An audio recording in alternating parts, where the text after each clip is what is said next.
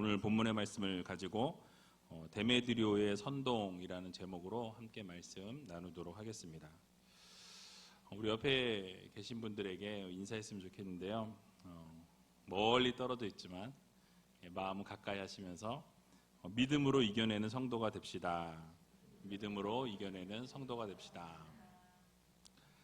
네, 여러분 정말로 어려운 시기입니다. 그런데 우리가 할 수 있는 것은요, 믿음으로 이겨내는 것밖에 없습니다. 그래서 여러분들 믿음으로 이 모든 것 하나님께서 결국 이루실 거라는 것, 또 하나님의 신실하심을 바라보며 이겨낼 수 있는 저와 여러분들이 다 되셨으면 좋겠습니다. 이제는 완연한 봄이 왔습니다. 코로나19가 아니었으면 산으로 들로 바람을 쏘이러 다니면서 행복한 시간을 보내셨을 텐데, 방콕 하시느라고 또는 집에서, 직장에서, 또 사업장에서 어려움을 견뎌내고 계신 모든 성도님들을 응원합니다. 자주 말씀드렸지만 햇볕도 좀 쏘이시고, 공기도 좋은 공기도 좀 마시고, 오늘 낮에는 그래도 미세먼지가 없었어요. 좋음이더라고요.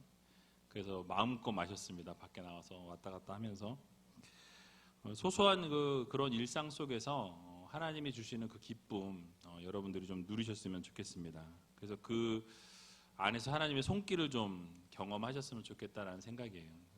설교를 준비하다가 바람이 쏘이고 싶으면은 또 머리가 좀 아프면 요 교회 주변을 돌고 저 위에 밭에 있는 쪽으로 쭉 한 바퀴 도는데요. 교회 주변에 요즘에 보니까 막 새도 엄청 많아졌고, 까치에 까마귀에 청설모도 막 몇 마리 왔다 갔다 하더라고요. 그리고 여러분 잘 아시는 것처럼 멧돼지도 왔다 갔다 하고, 교회에 이런 동물들이 있는 교회가 있을까요? 감사했어요. 사진도 좀 제가 막 찍어보고, 청설모는 도망도 안 가더라고요. 옆에서 막 뭘 먹는데 정신이 팔렸는지 사진을 찍어도 도망을 가질 않고, 밖에 돌아다니면 까치랑 까마귀는 점점 늘어나는 것 같아요. 개체수가. 어쨌든 그런 모습들을 보면서 또 이렇게 나무에 새싹들이 나고 꽃이 피어 있고, 이러한 아름다운 자연들을 바라보면서, 야, 세상은 코로나 바이러스로 다들 어려워하는데 이 자연은 누가 뭐라고 하든지, 너네가 아프든지 말든지 움직이고 있더라고요. 그걸 보면서 하나님께서 하나님의 섭리로 또 하나님의 인도하심으로 이 모든 세상 만물을 여전히 주관하시고 다스리고 계시는구나라는 그런 생각들을 계속해서 하고 있습니다. 여러분들도 하나님의 손길을 좀 경험하시면서 이 어려운 시기를 좀 극복하고 이겨낼 수 있는, 결국 여러분 희망적인 얘기를 하자면 끝은 옵니다. 그게 언제일지는 알 수 없지만 속히 올 수 있도록 여러분 기도하셔서 정말 이 모든 이 바이러스의 모든 문제가 속히 종결될 수 있도록 여러분 기도해 주시길 부탁을 드립니다. 오늘 본문 내용을 잠깐 간략하게 말씀을 드리면, 지난주에 이어서 바울이 이 에베소 사역을 이제 마무리하면서 마게도냐와 아가야를 거쳐서 이 예루살렘으로 이제 갈 것이다라고 이렇게 계획을 세우게 되는 것을 보게 되죠. 그리고 예루살렘에 갔다가 그 다음에 내가 로마도 이제 방문할 것이다라고 이렇게 말씀합니다. 근데 그러던 중에 이 은장색들이라고 이야기하는데요, 은세공업자들을 이야기합니다. 은세공업자들로 인해서 큰 소동이 발생하게 되는데요, 오늘 데메드리오라는 사람이 이 은세공업자들을 선동하게 됩니다. 그래서 소요를 일으키게 되었습니다.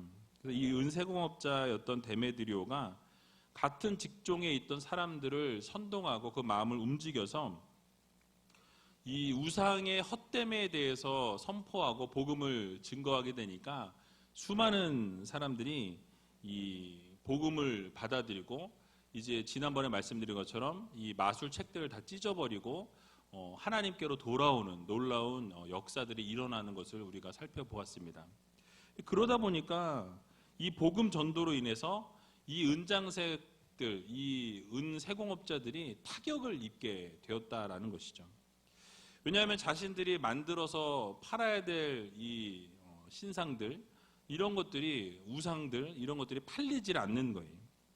자신들의 사업뿐만 아니라 이 아데미 여신의 권위도 떨어질 것이다 라고 이렇게 이야기하면서 결국은 우리가 이렇게 그냥 지나가서는 안 된다 라면서 이 사도 바울을 공격하려고 하는 그런 모습을 보여주고 있는 것을 볼 수 있습니다. 오늘 본문의 내용이 이렇게 펼쳐지는데요. 그렇다면 이 본문을 통해서 하나님께서 우리들에게 주시는 교훈은 무엇인지 같이 한번 생각해 보기를 원합니다. 오늘 본문 21절에서 22절을 보면 이렇게 말씀을 시작합니다. 우리 같이 한번 21절과 22절을 읽어보도록 하겠습니다.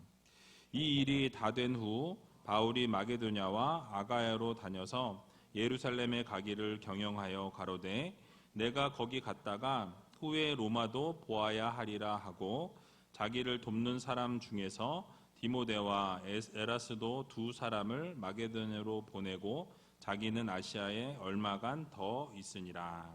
아멘. 자, 바울이 에베소 사역을 잘 마치면서 그 다음 단계로 나아갈 이 전도 계획을 이야기하고 있습니다. 근데 어떻게 보면 이 에베소에서의 이 성공적인 선교를 마치게 되죠.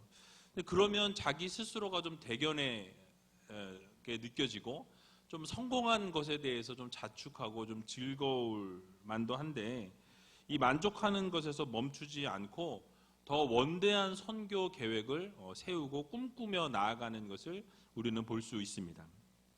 여기서 이 일이 다 된 후라고 말하고 있는데요.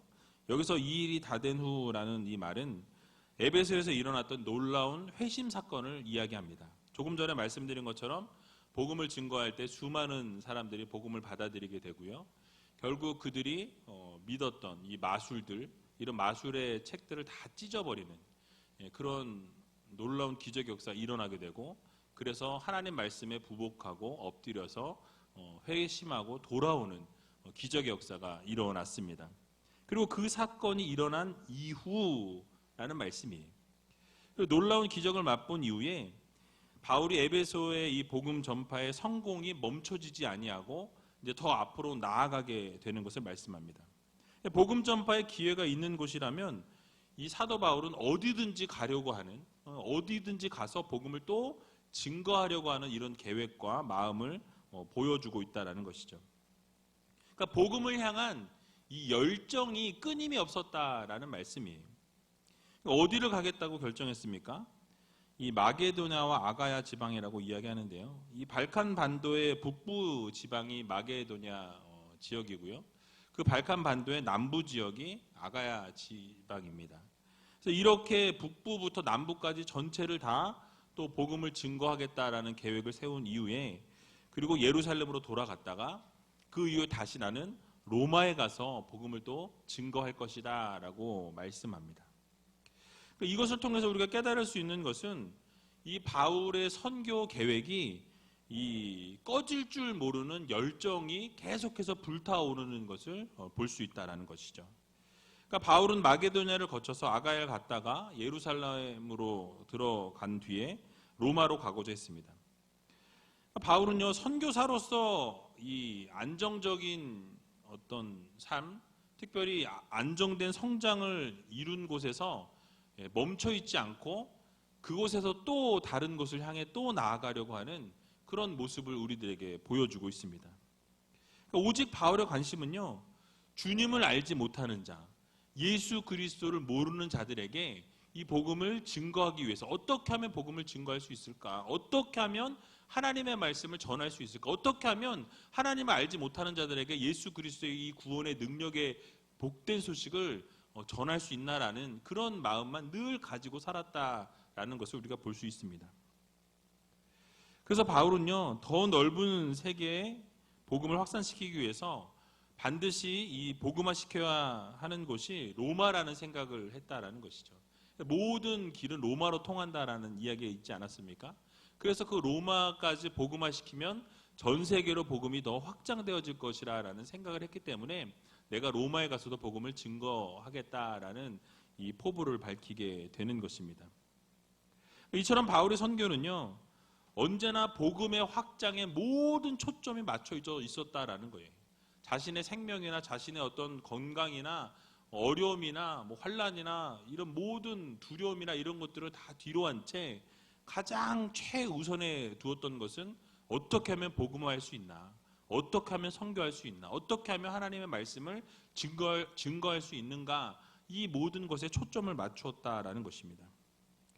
그와 동시에 인간적인 계획과 생각이 아니라 언제나 성령님께서 인도하시는 대로, 성령께서 말씀하시는 대로 순종하고 성령께서 가라면 가고 멈추라면 멈추는 그런 사역들을 감당했다라는 것입니다. 그래서 하나님께 그 중심을 두었던 선교였다라고 말씀을 드릴 수가 있습니다. 그래서 오늘 본문인 21절에 보면 한글 성경에는 보니까 나와 있질 않아요. 근데 헬라어 원문에 보면 엔토 푸뉴마티라는 단어가 있습니다. 이 푸뉴마티라는 것은 성령을 이야기하거든요. 그래서 이 엔토는 인더라고 생각하면 돼요, 영어로. 그러니까 성령 안에서라고 이야기합니다.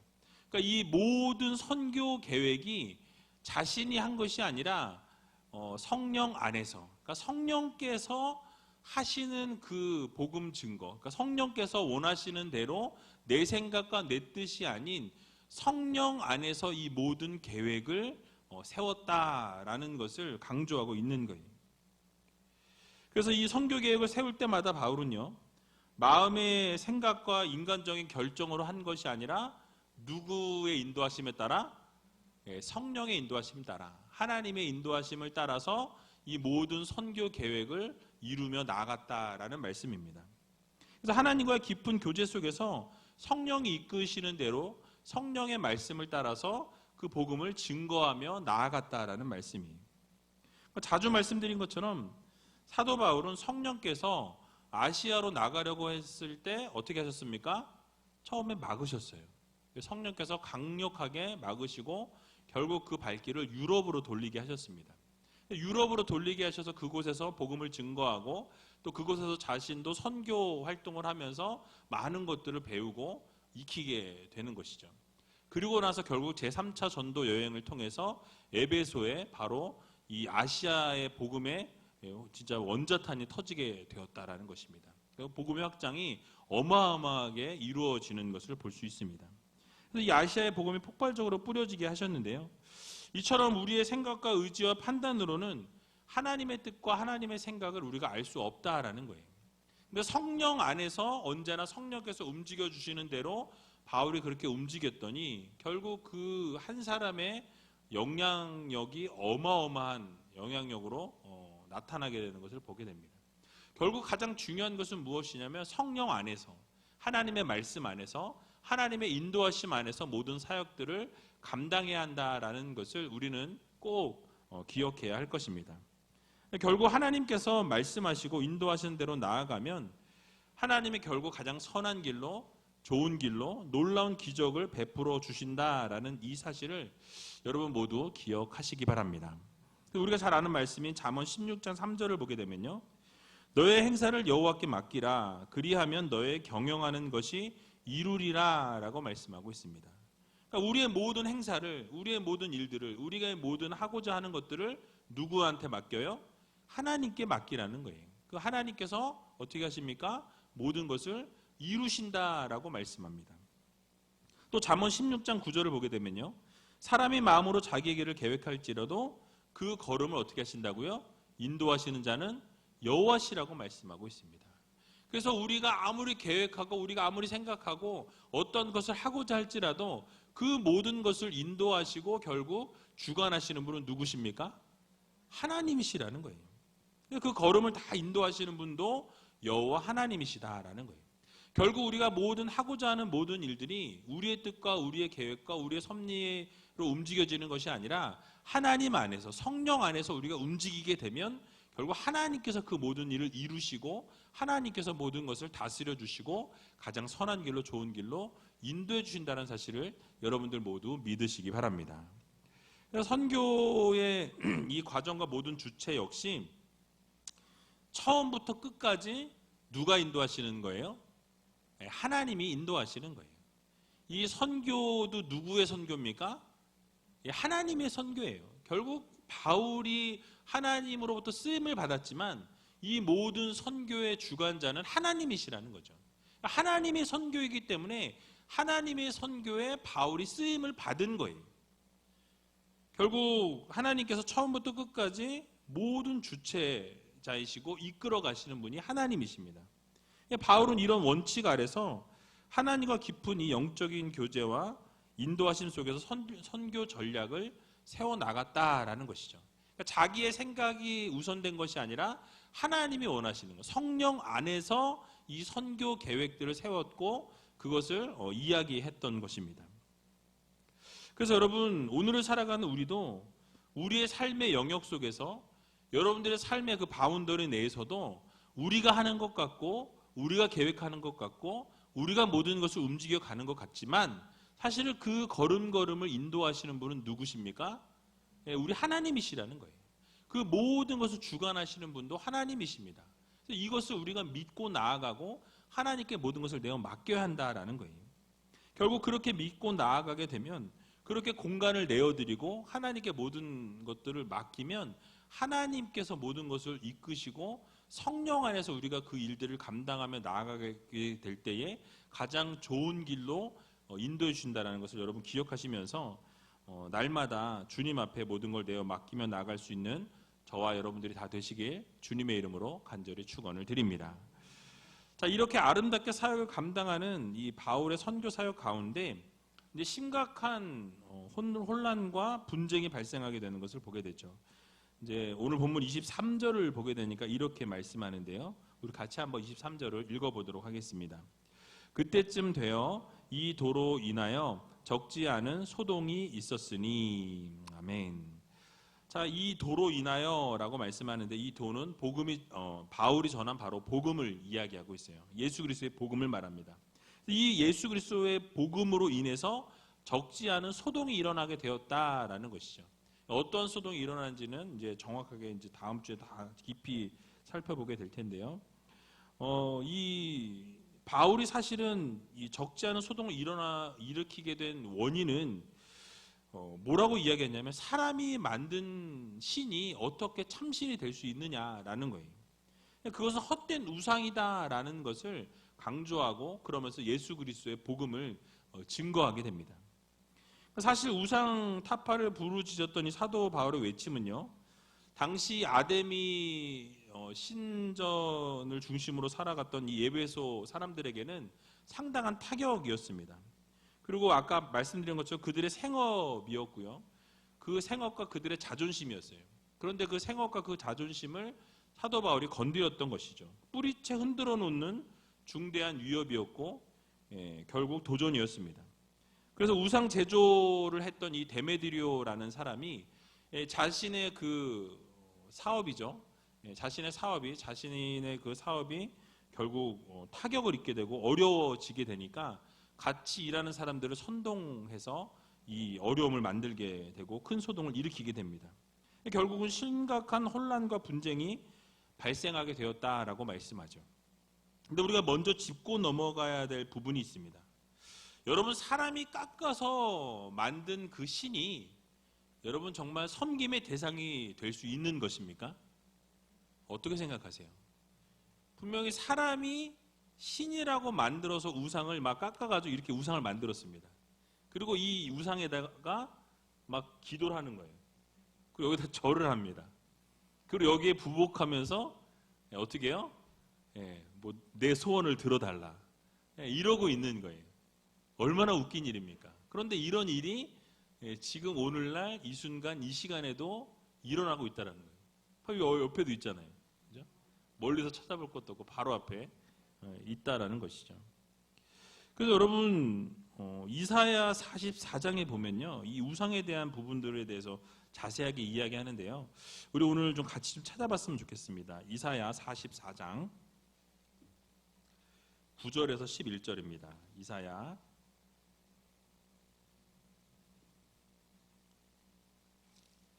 44장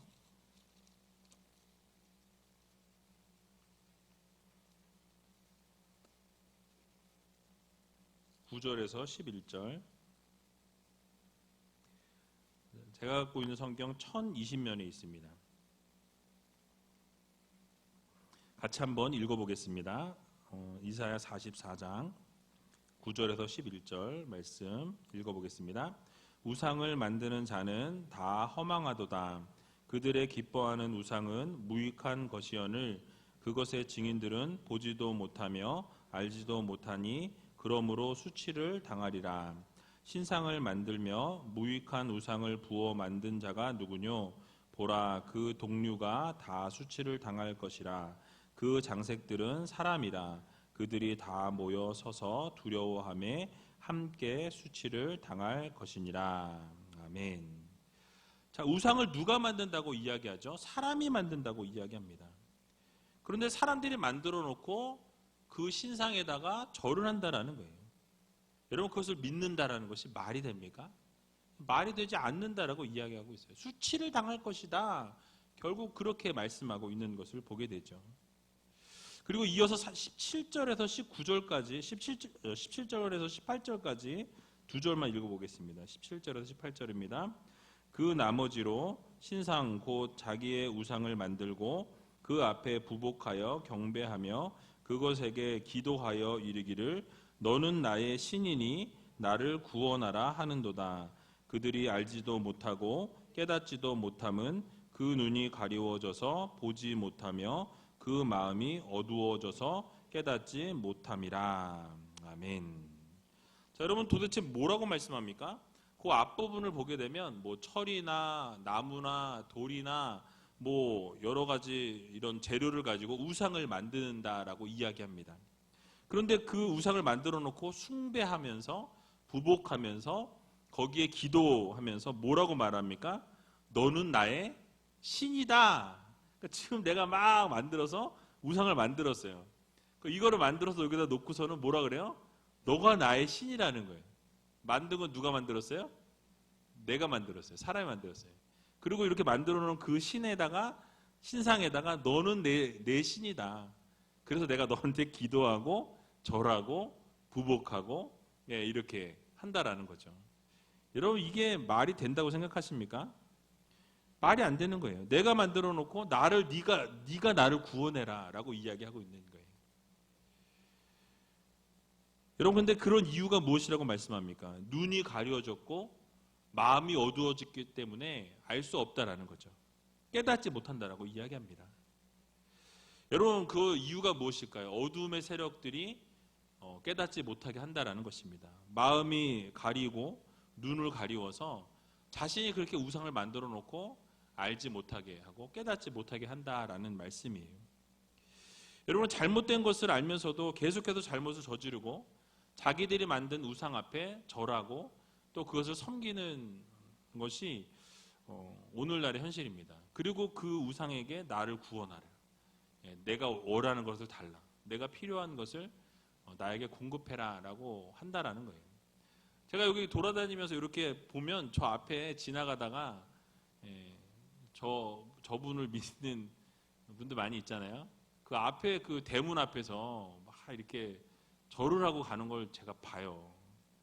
참 안타깝기도 하고 불쌍하기도 하고. 근데 뭡니까? 지금 사람이 만들어 놓은 그 우상 앞에 기도하는 거예요. 뭐 복 달라고, 뭐 원하는 거 달라고. 지금 똑같은 거 아닙니까? 우상을 내가 만들어 놓고 너는 나를 구원해라 라고 이야기하는 것과 동일하다라는 말씀이죠. 여러분, 근데 우리도 이런 오류를 범해서는 안 된다는 거예요. 우리 안에 우리가 스스로 우상을 만들어 놓고 하나님 외에는 다른 우상을 섬겨서는 안 된다는 것을 알면서도 우리 스스로가 섬기고 있는 것들이 혹시 우리 안에 있지 않은지 우리가 좀 돌아볼 필요가 있다라는 말씀이죠. 여러분, 절대로 하나님께서는 우상 섬기는 것을 기뻐하지 않으십니다. 그러니까 하나님보다 더 사랑하는 것이 있다면 그게 우상이 될 수 있다라는 거예요. 그래서 우리가 그런 어려움이나 그런 오류에 빠지지 않도록 우리가 우리 마음을 잘 다스려야 할 것입니다. 왜냐하면 하나님께서 분명히 우리들에게 경고하고 말씀하고 계시기 때문에 그래요. 절대로 우상을 섬겨서는 안 된다라고 말씀하시죠. 그래서 우리에게 1계명과 2계명을 주셨잖아요. 출애굽기 20장 말씀도 같이 좀 살펴보기를 원하는데요. 우리 출애굽기 20장 3절에서 6절까지의 말씀만 같이 좀 읽어보도록 하겠습니다. 출애굽기 20장 3절에서 6절 말씀, 1계명과 2계명 말씀하고 있는데요. 같이 한번 읽어보겠습니다. 출애굽기 20장, 제가 가지고 있는 성경 구약성경 112면에 있습니다. 20장 3절에서 6절까지의 말씀 같이 읽어보겠습니다. 너는 나 외에는 다른 신들을 내게 있게 말지니라.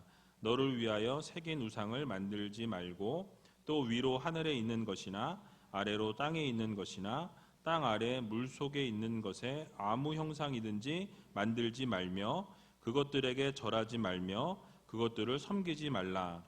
나 여호와 너의 하나님은 질투하는 하나님인즉 나를 미워하는 자의 죄를 갚되 아비로부터 아들에게로 3, 4대까지 이르게 하거니와 나를 사랑하고 내 계명을 지키는 자에게는 1000대까지 은혜를 베푸느니라. 아멘. 자, 뭐라고 분명히 말씀하십니까? 하나님께서 나 외에 다른 신을 내게 있게 말지니라 라고 말씀합니다. 그러니까 다른 신을 섬기라는 거예요? 섬기지 말라는 거예요? 섬기지 말라라고 분명하게 말씀하셨습니다. 그러면서 뭐라고 말씀하시죠? 너를 위해서 우상을 만들지 말라는 거예요. 그래서 어떤 새겨서 만드는 것, 하늘 위에 땅 아래 뭐 어떤 것도 섬기지 말고 절하지 말고 그들에게 모든 마음을 주지 말라고 말씀하죠. 섬기지 말라고. 왜 섬기지 말라고 말씀하십니까? 하나님은 질투하는 하나님이라고 말씀하세요. 그래서 결국 다른 것을 섬기게 되면, 다른 우상을 섬기게 되면 어떻게 하신대요? 벌하신다고 말씀하죠. 그 죄를 갚으시는데 아비로부터 아들에게로 3, 4대까지 이르게 하시겠다라고 말씀합니다. 그러나 은혜는 언제까지? 1000대까지 갚으시겠다라고 말씀해요. 여러분 어떻게 하시겠습니까? 1000대까지 은혜를 받으시겠어요? 그렇게 살아가야 합니다. 그래서 하나님께서는 우상을 섬기는 것을 아주 싫어하십니다. 매우 싫어하세요. 미리 아시고 사람들이 눈이 가려지고 마음이 어두워져서 이 자기가 만들어 놓은 우상에다가 너는 나를 구원하라 할 걸 미리 아시고 하나님께서 뭐라고 말씀하세요? 절대로 우상을 만들지 말고 섬기지도 말고 거기에 절하지도 말라라고 분명하게 말씀하셨다라는 것입니다. 그래서 여러분 우상을 섬기는 이유는요 결국 허망한 일이고 수치를 당하게 된다라고 말씀하고 있어요. 해서는 안 될 일이라고 분명히 10계명 제1계명과 2계명에 우리들에게 명시해주고 계십니다. 그러므로 우리 모두는 이 바른 신앙으로 바른 믿음으로 오직 유일하신 하나님 한 분 하나님만 섬기는 성도들이 되어야 할 것입니다. 오직 하나님 외에는 다른 어떠한 신이 없다라는 이 사실을 여러분 모두 믿으시고 마음 깊이 우리 하나님만 섬기기로 작정하시고 오늘 이 시간 다시 한번 결단하시는 저와 여러분들이 다 되시길 주님의 이름으로 간절히 축원을 드립니다. 자, 그런데 어떻게 데메드리오가 에베소에 있는 사람들을 선동했는지 오늘 같이 살펴보고 말씀을 마칠까 합니다. 오늘 본문 24절에서 27절에 나와 있는데요. 좀 길지만 같이 한번 읽어보도록 하겠습니다. 즉 데메드리오라 하는 어떤 은장색이 아데미의 은감실을 만들어 직공들로 적지 않은 벌이를 하게 하더니 그가 그 직공들과 이러한 영업하는 자들을 모아 이르되 여러분도 알거니와 우리의 유족한 생활이 이 업에 있는데 이 바울이 에베소뿐 아니라 거의 아시아 전부를 통하여 허다한 사람을 권유하여 말하되 사람의 손으로 만든 것들은 신이 아니라 하니 이는 그대들도 보고 들은 것이라. 우리의 이 영혼만 천하여질 위험이 있을 뿐 아니라 큰 여신 아데미의 전각도 경홀히 여김이 되고 온 아시아와 천하가 위하는 그의 위엄도 떨어질까 하노라 하더라. 아멘. 자, 좀 자세하게 살펴보고 마칠까 하는데요. 이 데메드리오라는 사람은요, 이 에베소의 명물이었던 아데미 신전 또는 그 신의 아데미 신의 어떤 형상들을 모형을 이렇게 은으로 만드는 그런 은세공자였다라고 말씀하죠. 자, 그런데 이 아데미의 은감실을 만들어서 돈을 많이 벌었다라고 말씀합니다. 여기서 은감실이라는 것은요, 은으로 만들어진 신당을 말해요. 그러니까 아데미 신전을 이야기하고 있는 거예요. 아데미 신상이 있는 그 아데미 신전을 이렇게 모양으로 축소해서, 여러분 뭐 쉽게 말하면 우리나라 뭐 경주 불국사 뭐 그러면은 거기 이렇게 모양들을 이렇게 만들어서 거기에 가면은 팔잖아요. 그런 거 뭐 불국사 다보탑 뭐 이런 거 뭐 석가도 이렇게 뭐 만들어서 팔고, 이제 그런 것들을 만드는 사람이라고 우리가 생각하시면 될 것 같습니다. 그래서 이런 작은 신전의 모형 은감실이 그런 건데요. 사도 바울이 복음을 증거하면서 예수 그리스도의 복음을 받게 되니까 이 사람들이 어떻게 됩니까? 그 우상을 섬기는 것에 대한 두려움을 느끼고 그것이 잘못되었다는 것을 깨닫게 되었다라는 거죠. 그러니까 이 복음 증거로 타격을 입게 됩니다. 이 이제 우상 신상들을 사지 않는 거예요. 많은 사람들이 그 사지 않으니까 어떻게 됩니까? 그들이 팔리지가 않으니까, 그러니까 이제 화가 났겠죠. 직공들을 모아서 영업하는 사람들을 다 모아서 선동을 하게 되었다라고 말씀하죠. 그러면서 데메드리오가 주장한 게 무엇입니까? 자신의 영업이 천해질 수 있다, 경박해질 수 있다라고 이야기합니다. 바로 큰 여신 아데미 신전과 이 아데미 신이 경홀하게 여김을 받게 될 것이다 라고 이렇게 이야기합니다. 그러면서 그의 위엄이 떨어질 위기에 처해 있다라고 이야기하면서 아데미 신, 이 여신을 높이는 것을 보게 되죠. 그러면서 사람들의 마음을 움직였습니다. 이런 모습을 우리가 보면서 생각해 보아야 할 부분이 있습니다. 먼저 이 데메드리오의 직업을 우리가 좀 생각해 볼 필요가 있는데요. 그 당시에 은으로 아데미 신전 모형을 만들어서 파는 이 데메드리오의 이 직업은요, 상당히 짭짤했을 거예요. 많은 부분을 남겼을 것입니다. 그래서 이 당시 은으로 아데미 신전의 모형을 만들어서 파는 이 수입이 짭짤했을 텐데, 왜냐하면 그 당시 아데미는 온 헬라 사람들, 그 온 지방의 모든 사람들이 이 아데미라는 이 여신을 믿었습니다. 섬기는 신이었기 때문에 이 그 많은 사람들이 그 신전의 모형과 이 아데미 신의 그 형상을 가지고 수호신으로 가지고 있었다라는 거죠. 수많은 사람들이 그걸 하나씩 다 가지고 있었다고 상상해 보세요. 얼마나 많은 것들을 샀겠습니까? 그게 다 돈이잖아요. 그리고 고대 7대 불가사의로 불렸던 이 아데미 신전에 많은 우상 숭배자들이 에베소에 경배하기 위해서 모였습니다. 그럼 거기에 모여서 뭐 했겠어요? 절하고 수호신을 하나씩 다 사갖고 갔겠죠. 그러니까 그렇게 하나씩 사갖고 간 것들이 어마어마한 물량이었다라는 것이죠. 그 신전의 모형과 그 신의 모형이 많이 팔렸을 것입니다. 그러니까 수많은 직공들을 두고 성공적인 사업을 했던 이 데메드리오였다라는 것이죠. 근데 하나님의 입장에서 볼 때는 어떻습니까? 우상을 파는 일이에요. 우상을 섬기는 일이었습니다. 그래서 여러분, 이 사악한 직업을 가진 사람이었어요. 여러분, 하나님께서 가장 싫어하는 것은 무엇입니까? 우상을 섬기는 일이에요. 하나님을 버리고 우상을 섬기는 일을 하나님은 가장 싫어하십니다. 근데 우상을 섬기도록 부축하는 일을 했으니까 하나님이 얼마나 싫어하셨겠어요.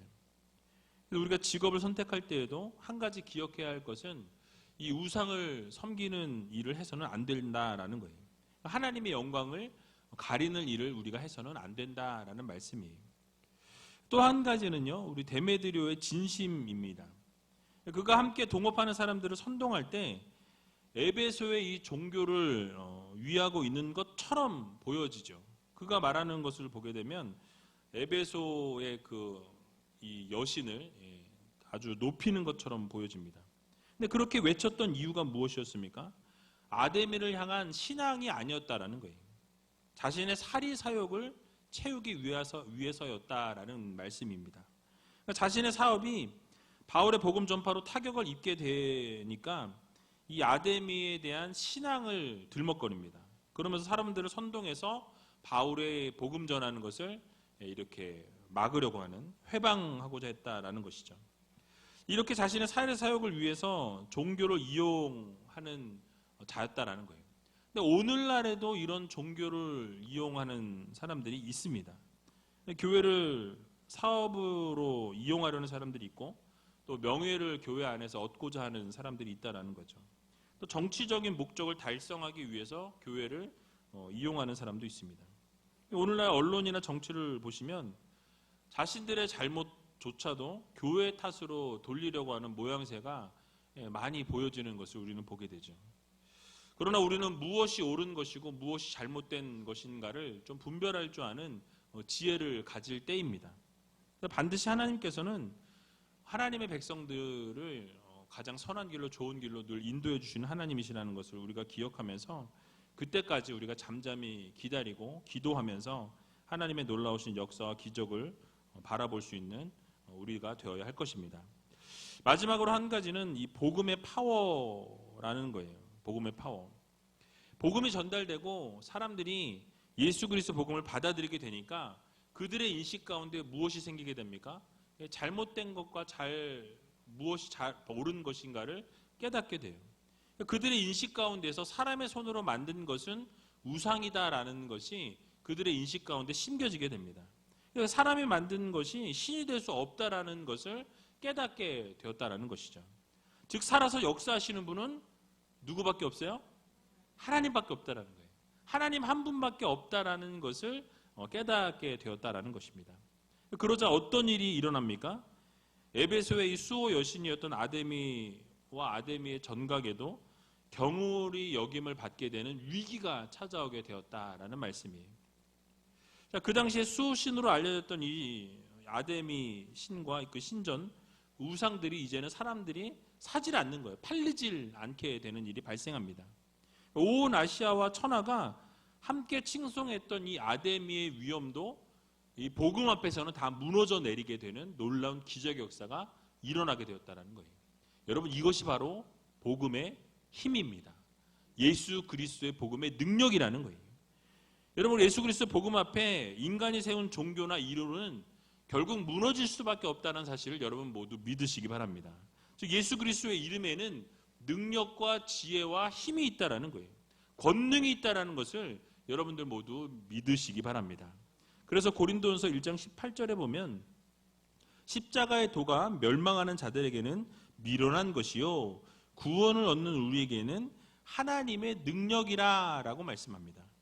그러니까 십자가의 도, 복음이라는 거죠. 멸망받는 자들에게는 미련해 보입니다. 미련해 보여요.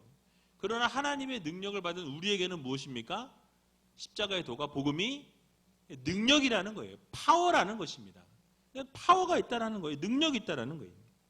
여러분 로마서 1장 16절에서 17절도 보게 되면 내가 복음을 부끄러워하지 아니하노니 이 복음은 모든 믿는 자에게 구원을 주시는 하나님의 능력이 됨이라. 첫째는 유대인에게요 또한 헬라인에게로다. 복음에는 하나님의 의가 나타나서 믿음으로 믿음에 이르게 하나니 기록된 바 오직 의인은 믿음으로 말미암아 살리라 함과 같으니라 라고 말씀합니다.